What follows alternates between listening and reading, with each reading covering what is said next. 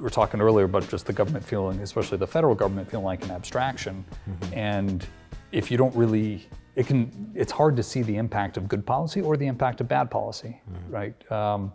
It's a long tail. It is, but and there's very little. Everyone's up there on the dais or at the ribbon cutting to claim credit for something, right?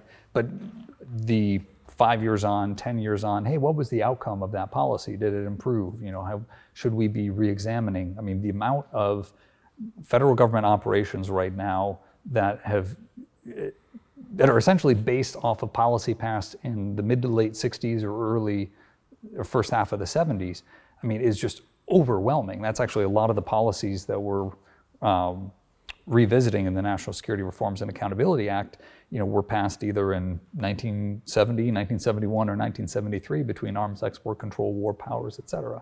So none of those bills were meant to be, unchanged over a 50-year period. And that's, I think, one of the challenges is that something that addresses the issue of the day or the scenario at that passage is never really revisited or looked back unless there's something glaring and jarring. In this case, it took 2 decades of wars in the Middle East and Central Asia for us to say, should we have done that better, right?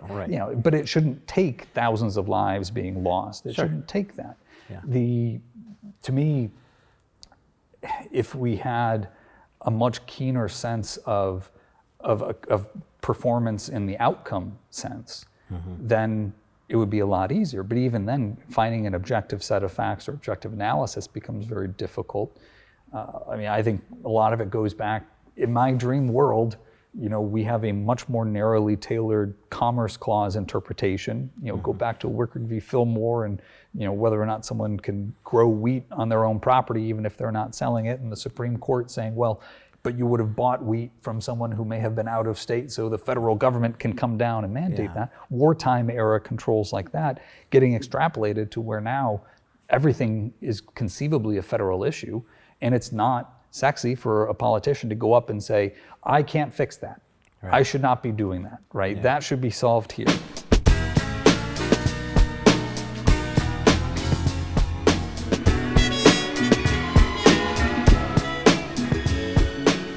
The Full Exposure Podcast is brought to you by Dr. Peter Hahn and University of Michigan Health West, in appreciation of the creative and artistic visionaries who enrich our lives through cultural connections.